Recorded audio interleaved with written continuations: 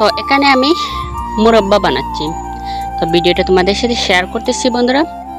তো আমি মুরব্বা কী দিয়ে বানাচ্ছি বা কীভাবে বানাচ্ছি দেখতে হলে ভিডিওটা জুড়ে আমার সঙ্গে থাকতে হবে। আসসালামু আলাইকুম বন্ধুরা, দূরের কাছে পাশে দেশে বিদেশের যেখান থেকে এই মুহূর্তে আমার ভিডিওটা দেখছো বা দেখছো না, আশা করছি আল্লাহর রহমতে ভালো আছো, সুস্থ আছো। বন্ধুরা, আমি তোমাদের দোয়ায় আল্লাহর রহমতে ভালো আছি, সুস্থ আছি। তো এগুলো হচ্ছে আমার গাছের পেঁপে।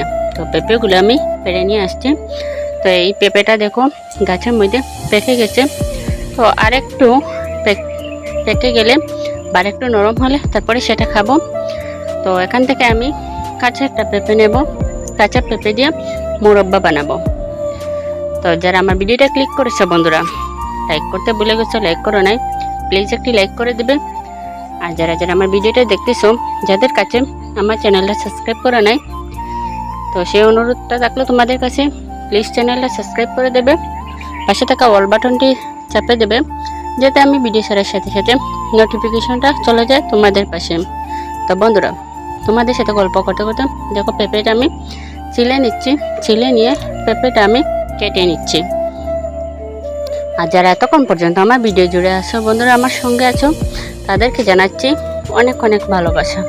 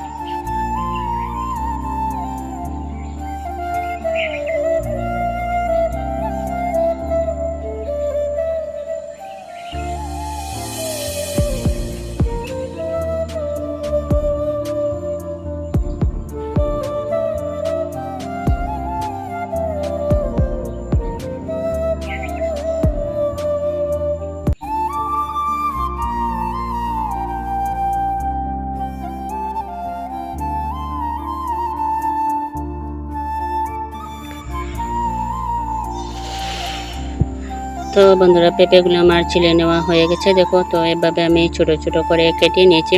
তো তোমরা চাইলে আর একটু বড় করেও কেটে নিতে পারো। তো আমি এভাবে এগুলা ছোট ছোট করে কেটে নিয়েছি। তো এখন আমি এখানে দিয়ে দিচ্ছি 2 চামচ চুন দিয়ে পানি দিয়ে মিশিয়ে এগুলো আমি 2 ঘন্টার মতো প্রায় ভিজিয়ে রেখে দেব। চুন দিয়ে পানি দিয়ে যদি সেটা আমি ভিজিয়ে রাখি, তাহলে মুরব্বাগুলোই শক্ত হবে। যখন আমি চিনি যেগুলো রান্না করব, তখন নাড়াচাড়া করবো, তখন মুরব্বাটা ভাঙবে না, শক্ত থাকবে বা খেতেও সেটা ভালো লাগবে। তো আরও কিছুক্ষণ পর সেটা আমি দেখো একটু নেড়ে চেড়ে দিচ্ছি। তো এগুলো আমার 2 ঘন্টা হয়ে গেছে। এখন আমি এগুলা তুলে নিচ্ছি।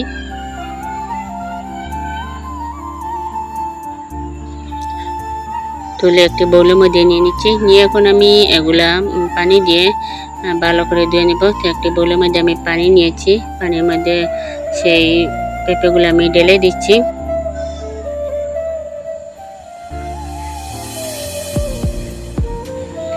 তো এখন আমি একটা কাঁটা চামচ নিয়েছি। কাঁটা চামচ নিয়ে এগুলা এরকম ছিদ্র করে করে নেব। তাহলে যে পেঁপের মুরব্বা যখন আমি চিনি দিয়ে জাল করব, তাহলে চিনিটা সহজে ভিতরে ঢুকতে পারবে। তো এভাবে আমি এক পিস করে এগুলো আমি কাঁটা চামচের সাহায্যে এগুলো ছিদ্র করে নেব।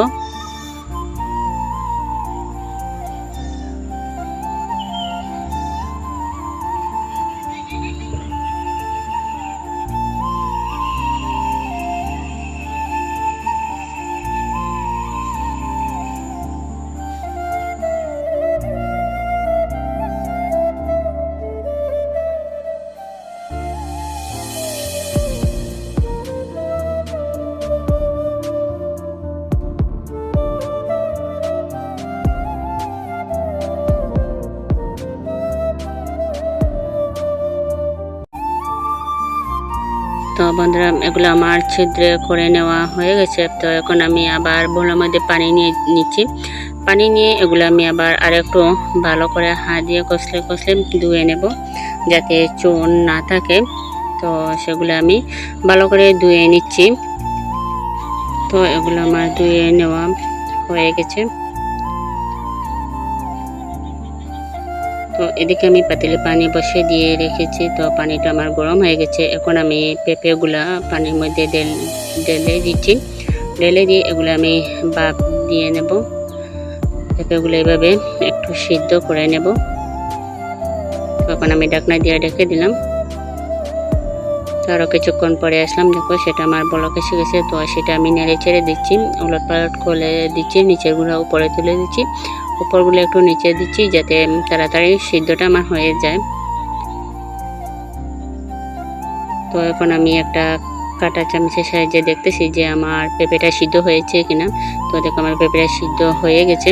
তো এগুলো আমি চেকে নিয়েছি, চেকে নিয়ে রেখে দিচ্ছি, পানি জড়ে গেছে। তো এখন আমি পেঁপেগুলো ঢেলে দিলাম। ঢেলে দিয়ে এখানে আমি 1 বাটি চিনি আর আরও আধা বাটির চেয়ে কম মিষ্টিটা দিয়েছি। তো মিষ্টিটা যে যেরকম খান সেরকম দেবেন।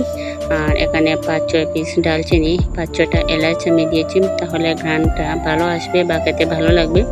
তো একটু পরপর সেগুলো আমি নেড়ে চেড়ে দিতেছি। নেড়ে চেড়ে না দিলে সবগুলা মানে ঠিকঠাকভাবে হবে না, বা নেড়ে ছেড়ে দিলেও মিষ্টিও সেগুলো ধরবে না। তো এভাবে আমরা একটু পরপর সেগুলো নেড়ে ছেড়ে দিতে হবে। যতক্ষণ আমাদের মুরব্বাটা লাল না হবে ততক্ষণ পর্যন্ত আমরা খেয়াল রেখে এভাবে একটু পরপর সেটা আমাদের নেড়ে ছেড়ে দিতে হবে।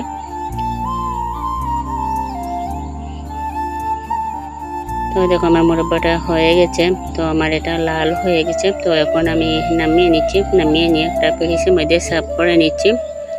তো আজকে আমার পেঁপের মুরব্বাটা কীরকম হয়েছে বন্ধুরা অবশ্যই কমেন্ট করে জানাতে বলবে না। তো দেখো কালারটা কত সুন্দর এসেছে, বা ঘ্রাণটাও খুব সুন্দর এসেছে। তো সবাই ভালো থাকবে, সুস্থ থাকবে। আজকের মতো বিদায় নিচ্ছি বন্ধুরা, আবারও তোমাদের সাথে দেখা হবে কোনো নতুন একটি ভিডিও।